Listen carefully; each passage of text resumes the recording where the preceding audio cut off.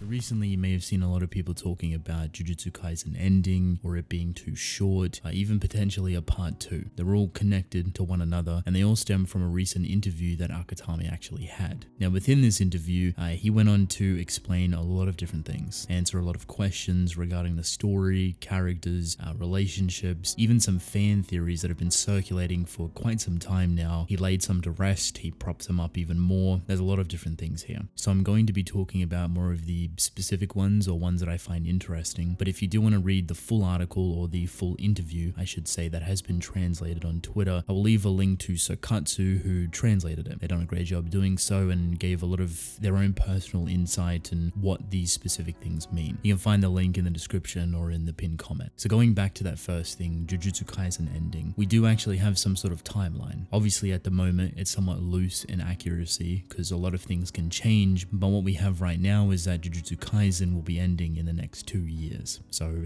2023. Now this is obviously pretty surprising for people. I've already seen a massive percentage hoping that there's going to be a part 2 and this is just part 1 of the story because it seems so quick to end so soon, especially at the not necessarily peak of its success or the height of its fame, but a lot of it just feels too soon for people, and I 100% understand where they're coming from. I just think we're so adjusted and designed to follow this specific method that Weekly Shonen Jump has been producing for more than 20 plus years now, trying to formulate and craft these long-running shonen series that give people enjoyment every single week for 10, 15, 20 odd years. Both fortunately and unfortunately, this has somewhat faded into obscurity. It's no longer really the model of success that they're trying to perpetuate. Instead, they're going for these smaller series in a lot of increments that can definitely go for a decent amount of time in terms of their narrative length, but nothing necessarily in comparison to the likes of Naruto or Bleach or One Piece. Very long and reputable series. Because we're so adjusted to that, I think a lot of people expect successful stories like Kaisen, like Chainsaw Man, even My Hero and Black Clover, and a lot of others to continue for a very long time. And while a lot of those definitely can, I think you'll find the authors will want to reel back on lengthening things out for 10 plus years. It's not to say it's impossible, but writing something for that long is extremely detrimental. It's a very rough industry and one that's very taxing and unforgiving, so a lot of new authors that come in, regardless if things become super successful or not, will stick to the story that they have envisioned. They won't try and lengthen things out, they won't try and shorten things, they will just write how they want to. And I can say this now, that mindset is probably the most important and respected thing that you can have. You want your author to write the story that they want to tell, not to pander to the fans or the audience or to the popularity or fame, to continue lengthening things out as much as possible. Don't get me wrong, there's a lot of good and bad within doing it, but in Kaisen's case, 2 years time, we're through the halfway point of the story, is a reality. And by the way that Akutami is talking about it, it doesn't seem like he's going to try and lengthen it out for another 5. He's going to stick to his vision as best as possible, and while things may get lengthened out retroactively just to add more emphasis to characters and relationships and abilities and fights, etc., etc., on the other hand, a lot of things may get cut short that he deems not worthy of being shown or something that doesn't have to be played upon. This also connects to the idea and something that I'm probably going to shadow for a lot of people regarding Jujutsu Kaisen Part 2. As much as I've seen a large percentage of people really hope that this is the case, I highly doubt it's going to be a thing. It's not to say that it's completely impossible and that it will never happen, but just with the way Kaisen has been structured since the beginning, it's never really been so modular when it could break itself up into a parted story. There's definitely ways for it to be possible and to actually work, but just the way Akutami is talking about things, I'm not sure if that's the case. I'm not sure if that's even what he wants to go for. Plus, it's not really a supported thing within Weekly Shonen Jump. I think before Chainsaw Man, the only other series to actually do it, very weirdly at least, was Tokyo Ghoul, and that's not even in Weekly Shonen Jump. And Chainsaw Man is being moved to a completely different magazine. So far, the only 2 reasons that we have seen, or that we could at least assume, is that to part your story into different sections, one, it has to be the author's main intention narratively to either change the atmosphere or the theme or a lot of the concepts or the writing in its entirety to morph it into a completely different storytelling experience, or in Chainsaw Man's case, to move it to a different magazine while also redesigning how it wants to tell things. I know I've somewhat rambled a little bit too long just on this one topic alone, but I think it's rather important and very valuable for people to understand, or at least have some sort of better idea for. I wouldn't expect a part 2 and enjoy the rest of of Kaizen for the next 2 to 3 years as best you can. It's going to be a very enjoyable experience. So to make sure this video isn't extremely long, I'm going to somewhat blitz through a lot of these comments that I found rather interesting. I totally thought Nanami would lose at least an arm in his fight against Mahito.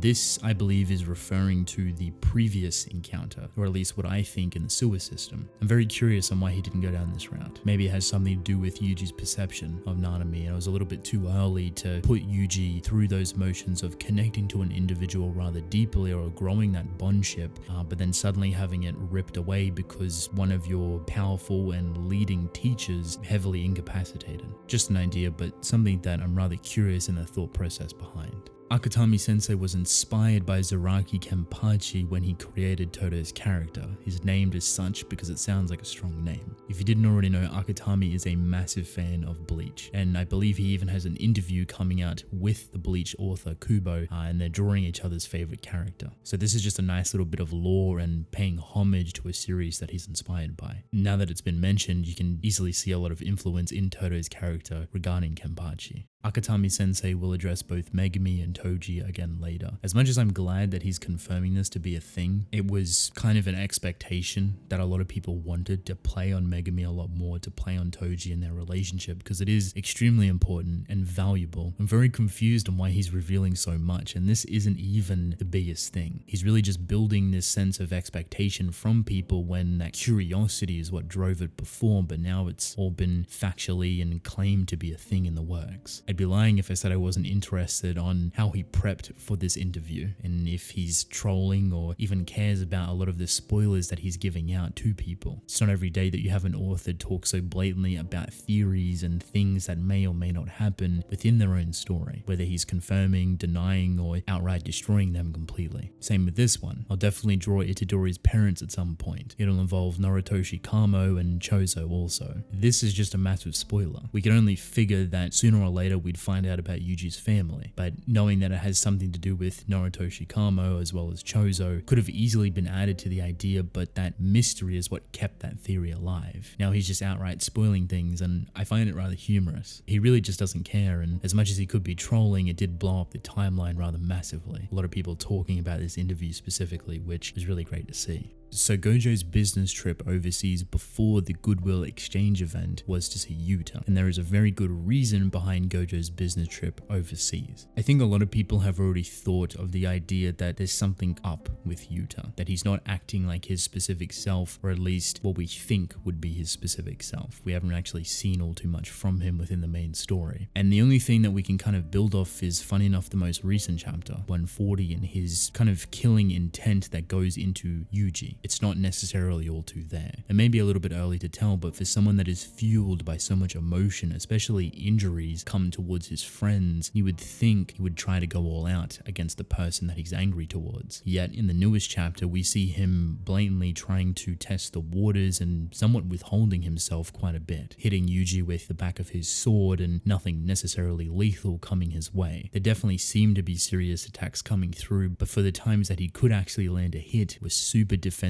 and withheld. So a lot of people are curious about that, including myself, and maybe this is the reason for it. Gojo has supplied information to Yuta about Yuji, maybe about how the school heads or even the family heads want to completely get rid of Yuji out of the picture at whatever cost. Providing this information to Yuta gives him a better understanding on where these individuals sit and how they may potentially try and warp and manipulate the situation to gain Yuta on their side, to try and hunt down Yuji Itadori. So the last two things that I want to mention is Hikari and the false memories, or quote-unquote memory manipulation, that Yuji has. We got a little bit more insight for Hikari, who is the other third year at Tokyo Jujutsu Tech. I'd like to unveil Hikari, but the way his technique works might not align with things and cause some outrage. It's connected to his name as Hikari. If you Google what Hikari means, it has something to do with scales and weight and changing weight. So a lot of people have already theorized that Hikari has the ability to change his weight, whether it be his body specifically or the body of others, and relating to their cursed energy, maybe he can change the density of it by lightening it up completely or making it extremely heavy, which thus retroactively makes the individual heavy. I'm curious with how characters perceive cursed energy if Hikari's ability could basically fake the presence of an individual. And I want to use Yuta as an example, even though I don't think it's the case, but let's say Yuji, seeing Yuta's cursed energy flowing around him with how massive it truly is and it just expands completely, could Hikari be doing that on purpose to kind of mask any sort of movement that Yuta is going to do so Yuji can't read it? Because that is a way to predict people's attacks, is by reading their cursed energy. But you could also fake it and make it seem like you have a lot more cursed energy than what you truly do. It's a little bit out there and probably something that's not even a thing, but I'm very curious about Hikari and why it's going to cause some outrage or be controversial to some sort of degree. Unless there's some hidden meaning within the name Hikari regarding the kanji and the symbolism or metaphors that it could actually be going for, and not the literal meaning or translation for it. The last thing I want to mention, and is the biggest one that I'm actually surprised that Akutami talked about, is the memory manipulation. He completely debunked or threw this theory out the window. Because a lot of people have been on this idea pretty much since the first time it happened. And it was more so confirmed, or at least somewhat solidified, when it happened with Chozo. But basically, the false memories aren't foreshadowing or a reference to any technique. Todo and Chozo both see the memories that never existed for different reasons. Which means that Akutami just straight up confirm that the false memories that Todo and Chozo experience aren't part of Yuji's abilities or any kind of technique. This completely cracks the memory manipulation. So a lot of us thought he was doing it on accident. Maybe it was something to do with Sukuna, maybe it was something to do with Yuji's cursed energy or his history or where he comes from, maybe even his bloodline. As of now, none of that is the case. And as much as Akutami could be trolling, it seems very specific to point out. So now that the memory manipulation, or the false memories is what he calls it, isn't actually a thing, where does it stem from? How did Todo and Chozo experience these different memories with Yuji inside of them? I've been thinking about this a lot recently, and if I do a lot more research and find some healthy connections, I may make a separate video for it. But for the most part, where I sit now is that false memories legitimately in real life correlate directly to trauma, especially within children and them growing up and finding something relatable when they're older, and how it kind of warps or manipulates their trauma-driven memories. So basically when they're older, they find something or someone or an emotion or a connection that they wish they could have had to help them within those hard and trauma-driven days. Thus, it somewhat changes or morphs their memories and how they thought about the situation, places the current individuals many years later within their past. This is only the base of the idea that I've come to, but something that could be played upon rather well when you take in consideration what Itadori's name actually means. He's named after a plant that is correlated with a healer or healing, and when you take Todo and Chozo and potentially the childhood that they've gone through, it's a pretty rough upbringing. We don't really know too much about Chozo, but you can imagine just from where he comes from and potentially what he understands or comprehends while he was a death painting womb, if he is even able to get memories, or is this count as being his childhood self now? And Todo, with the amount of fights that he got into, the friends that he didn't necessarily have, you can see that there's potentially a bit of trauma there for both of them, and that a portion or an aspect of Yuji is something that they've always wanted, and it creates those false memories and them thinking that they are actually brothers. It also makes sense on why it is supposedly coincidental that the two ended up that way. Todo wanted a best friend that was like a brother, and Chozo is very family orientated with his own brothers. Maybe that's the coincidental side of it, that they both had different stipulations regarding to brotherly love, and that's what they connected to when coming across Yuji. You could attach that idea to cursed energy, and maybe it lingers off his cursed energy, and that it heals people's trauma or something like that. I know it said it wasn't a technique or an ability, and that's probably true, but maybe it's just a side effect of his cursed energy, that it heals people's trauma. Who knows? There is a lot of different ideas here, but Akutami has revealed a lot of different things, spoiled and broken a lot of different things. But at the end of the day, it is a very enjoyable interview, and if you do want to read it, once again, the link will be in the description or the pinned comment to where you can go read it on Twitter. So with that being said, that is basically it. Let me know what you found the most interesting regarding the interview. Jujutsu Kaisen ending in 2 years, false memories, Hikari, Gojo going to visit Yuta. There's a lot of different things here. So I'd love to hear your thoughts. But I want to thank you all for watching. Hope you enjoyed. Drink plenty of water, and I will see you within the next one. Goodbye.